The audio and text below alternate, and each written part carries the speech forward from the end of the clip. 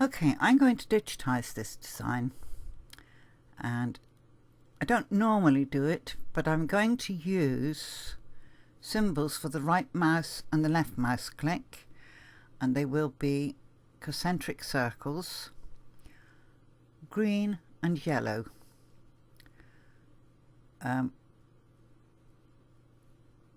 You know, I can't remember which colour is which. I think the green is the left mouse click and the yellow is the right mouse click. Well, one way you can identify it is by the sound that my mouse makes when I'm laying nodes. So I'm going to pick up my closed shape tool. The fill I'm using Tatami, and I'm sticking with number 1 because I still haven't had time to do the test stitch outs to discover which one of the fills give me the smoothest effect.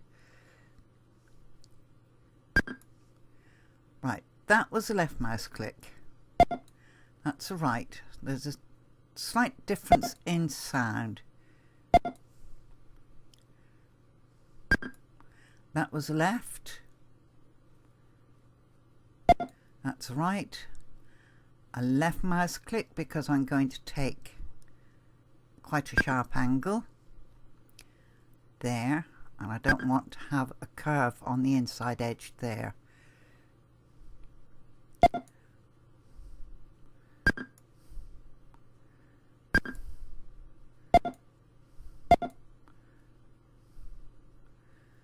A left mouse click, right, left. Okay. Now the other thing I should mention is I am using my Autofabric Max Cotton, where I've preset my densities. I'm going to select this, and you'll see mine is set for 0.43 millimeters. Right, and I want to alter the angle in there, and I'm going to go to digitizing mode. There it is. I've got edge run and I've got a tatami underlay. I'm going to tell it reshape. 2 reasons. 1, the end point is not where I want it. I want it up there. And I want that angle to come in like so. Now in version 5, our underlay automatically changes to act as a counter to the top fill. Now if I was using Embird, that doesn't automatically change.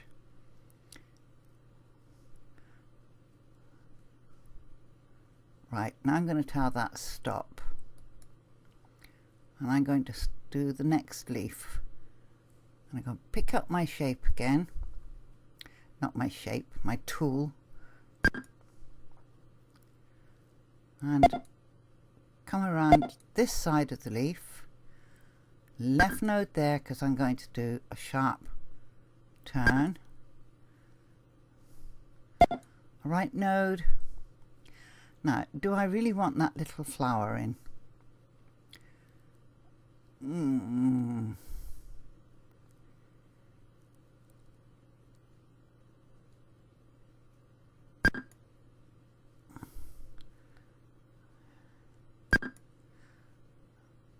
Later I can use remove overlaps.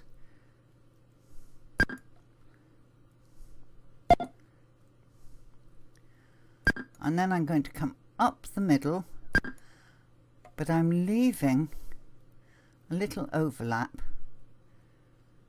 Now I've got a 0.3 millimeter overlap set in my stitch details.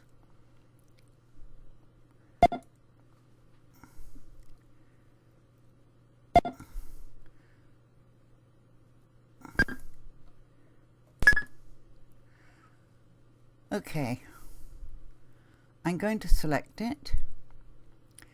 I'm going to go to reshape, and I'm going to move the angle, and of course where's the other end of the angle?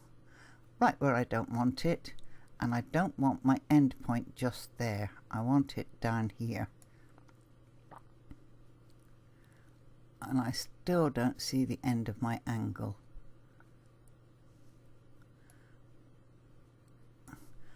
So I move that node out of my way because I want to create a chevron effect, and then I'll put this one back. Now let's just look at that in true view. Now, because I have used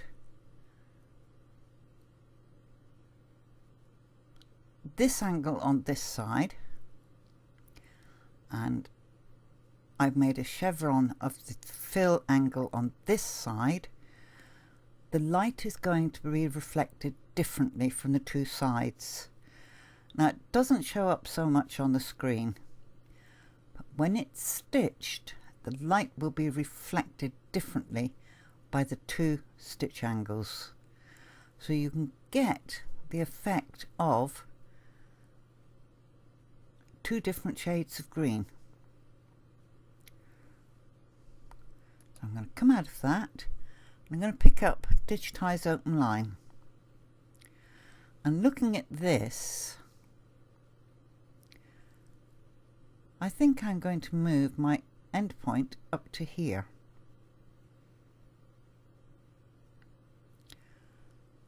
So select,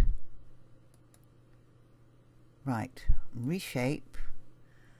I'm going to move my endpoint just to there and have that stop. Then pick up Open Line. I don't need corners. We'll leave that alone for a bit. And I want to show objects. Now you can see on my screen I've got a white maze and a red maze. The red maze marks the end of the lock stitch. The white maze marks the end of the stitch that I want to jump onto. And I'm going to use this curlicue to get me over to here.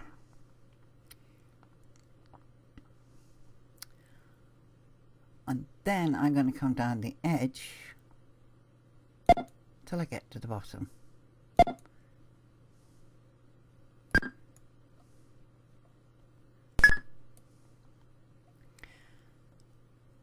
So that's my travel line, and you can see that was my trace line. I didn't quite get into the right spot.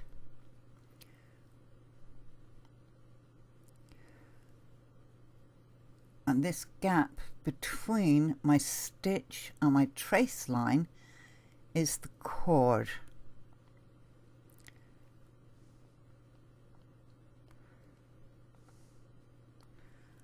And that's the program trying to give me stitches coming up here, and my variable stitch length is set. Now, if you're doing digitizing for a quilt and you want all your stitches to be as close as possible to 2mm or 2.5mm, put that in here and unclick variable run length, and it will do its darndest to give you all your stitches as close as possible to the stitch length you've got in here. Okay. So now I'm going to pick up Digitize Close Shape and ask for Fill. And I want a loose density fill, but of course I can't get that yet because I haven't actually created anything.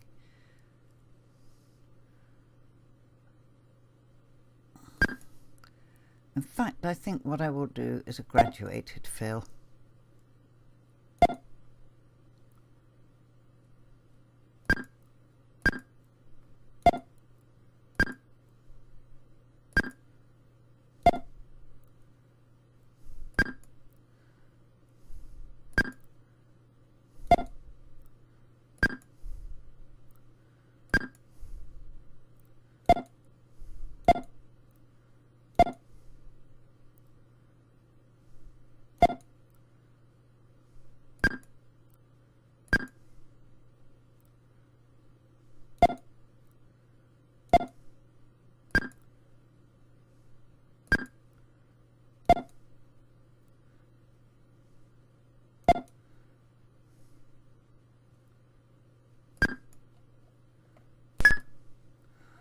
Okay, I highlight that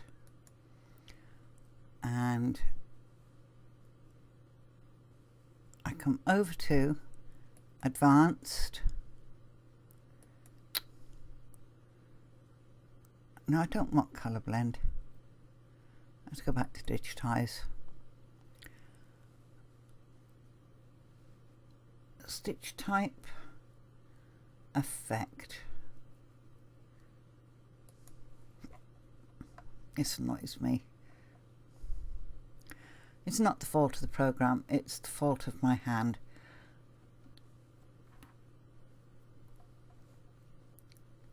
My hand gets very stiff. Right, Effects. And I want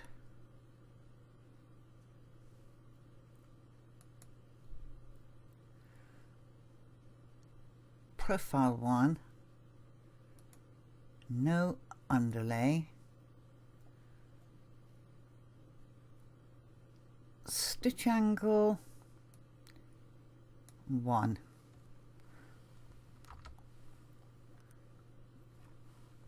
Tell that enter. Okay.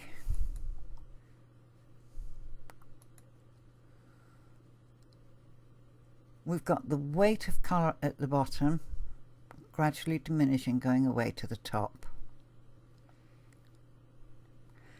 Now that will allow me later to do another graduated fill, but in a lighter colour, so as it colour blends. So the weight is at the top and lightening off to where this is heaviest at the bottom, and the second colour will come down over, and by the time it gets down here it will be quite open. So the first colour will be showing through more strongly. And when I put the veining in, I can just put that in up the middle and give it a couple of veins. Right, so now Digitize Open Line, come out of True View, and of course this is up here. Select, Reshape, and plonk it down the bottom. And because it is a graduated fill, it will travel down the edges. So I'm going to tell that stop. And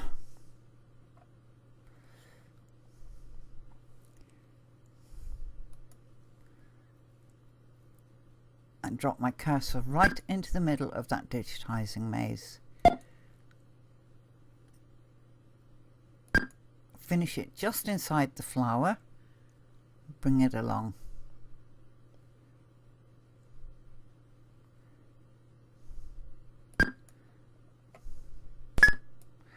Okay, digitize block, fill, contour, spacing at least 2, length, because I want it to curve, I need to shorten my stitch because stitches don't bend. You make a series of straight stitches, and if your stitch is too long you get what we call a threepenny bit shape, a straight edge, straight edge, straight edge. The way my youngest son drives, he can't drive round a corner, he's got to turn it into a threepenny bit. Anyways, first node, second node.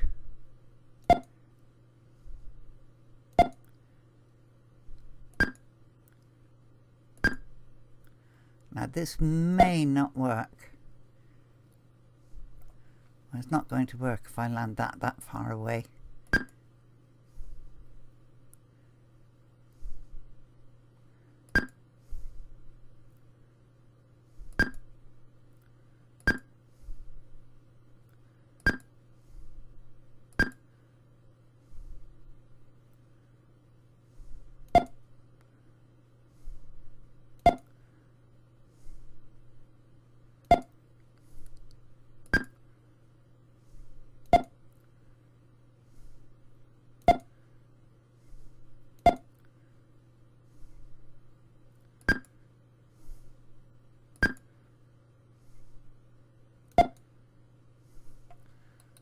Got those out of sync.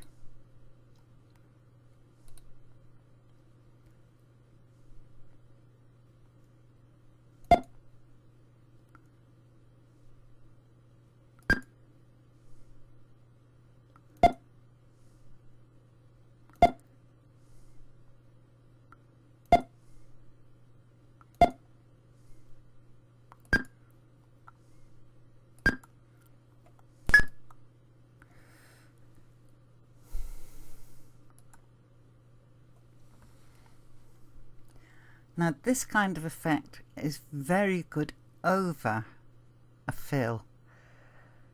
You know, you get the leaves with the ribbed effect. This creates that beautifully. But I don't think I like it on here. So I'm going to tell that stop. And I'm going to tell that delete. Because it doesn't suit what it is I'm trying to do at all.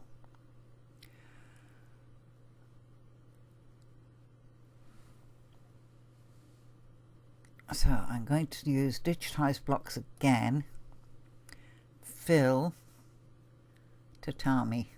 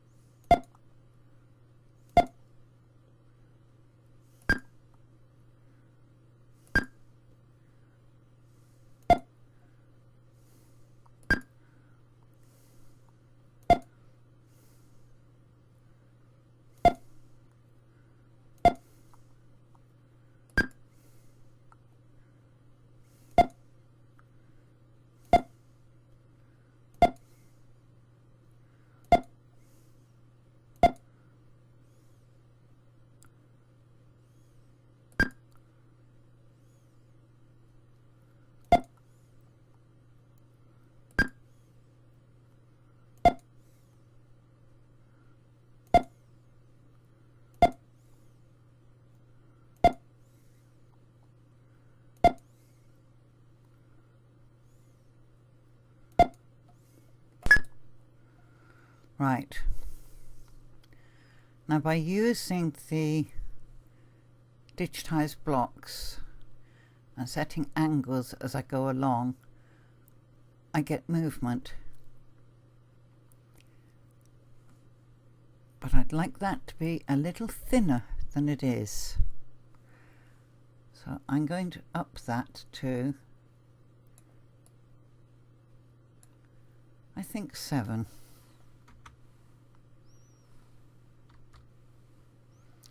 Okay. Now I would not use travel on edge along that edge. The reason being there's not enough space between the end of each stitch. And later I will need to run the second colour along the edge so that I can blend it in. And now I'm going to come back. So I'm going to come out of True View. There is my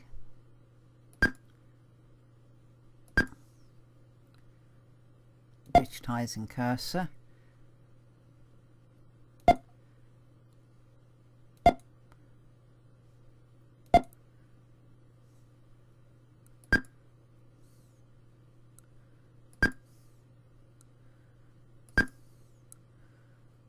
And I want my fills to come out to the ends of these areas. And to ensure that it does, I set my angles to force my stitches up to where I want them. Now if it means I have to make small little segments, I'll make small segments.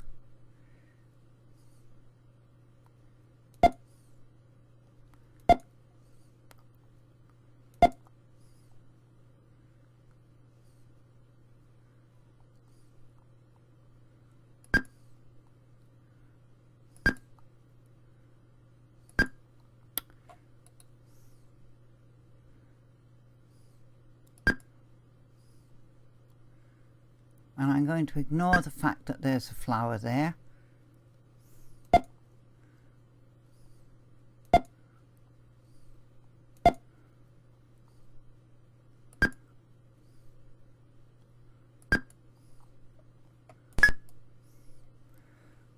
Okay, I'm going to select, reshape.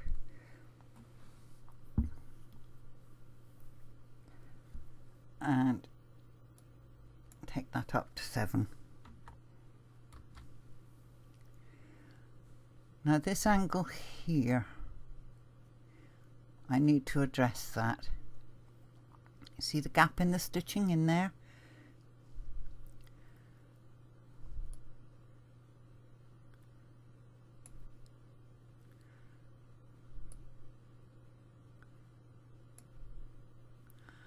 Right.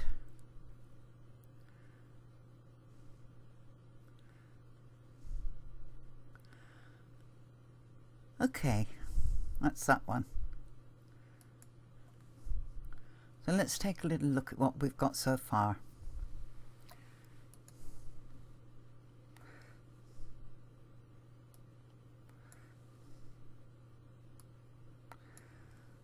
We've got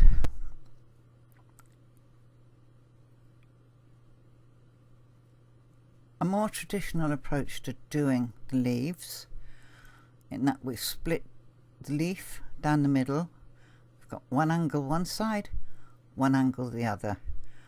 And that will alter the light play when it's actually stitched on fabric. Here we've got a graduated fill going from loose density, medium, down into base density, which is 0.43, because that's what my base density is set for. This one we have got turning angles, the digitized blocks, and I have set the angles so as that the thread will fill my shapes and give me movement going around. It'll also help when I want to put a second colour on top and do a little bit of colour blending. And I think we've got enough time to put another travel line in. And there is my digitizing maze.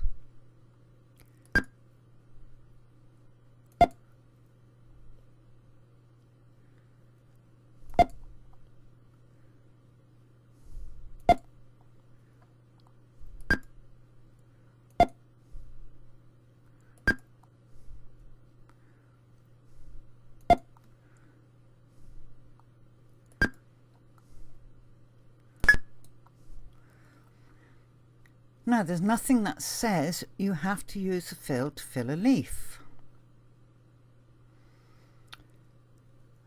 And every now and again, I like to do leaves with motif fills. So,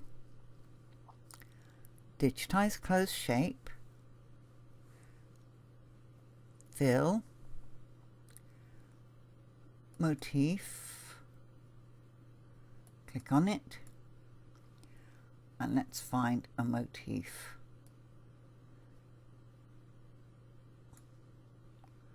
And I tend to favour certain ones. Layout. There it is. And I'm going to hide my stitches, hide my display. So as you can see the motif layout. Now, I want to offset this one.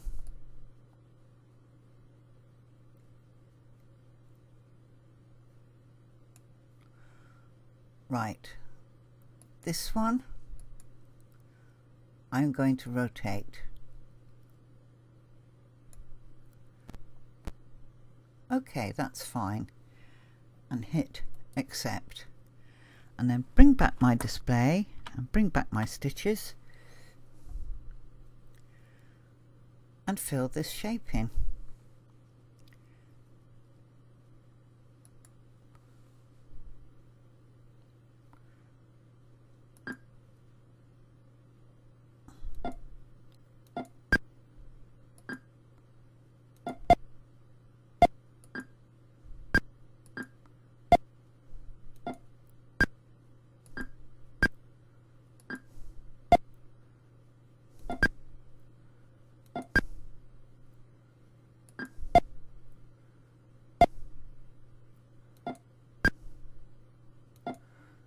Now we may not get a motif up there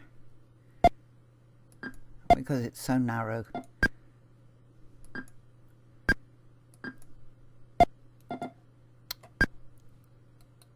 Right, that's undone the double click.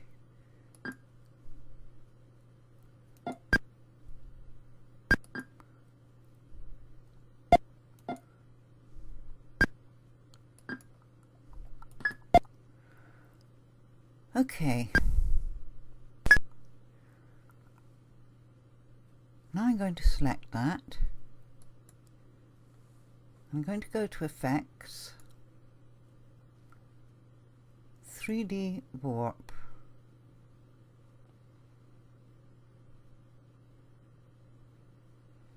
And you see how it's changed this up here. I'm going to tell it reshape.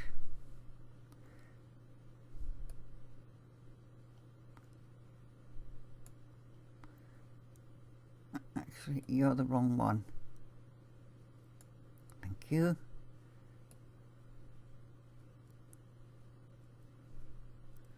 And I spin it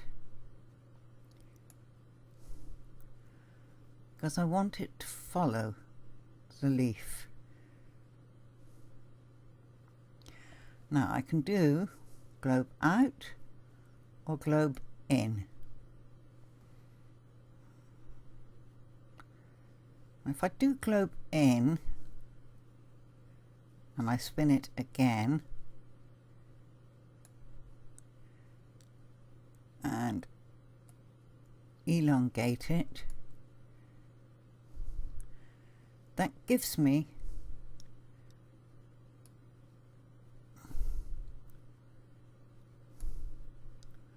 the effect that it's a bowl shape in here. So I think I'll leave it like that, but I want to move my end point where? I think down there will do, and I can walk over to here, and I'm going to tell that stop, and we'll look at it in true view. There you go.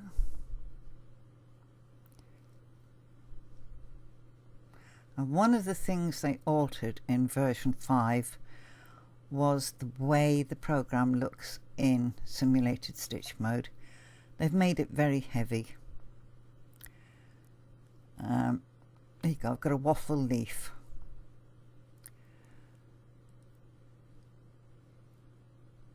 You used to get a very nice stitch simulation view. As I say, it's now got a bit heavy. And we've no way of altering the number of pixels used for the thread.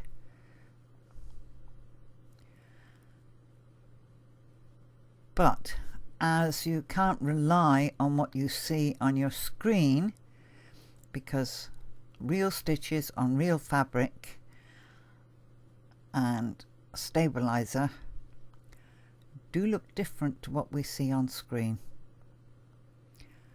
Okay, now I'm going to finish here, and in the next video we'll look at the next leaf.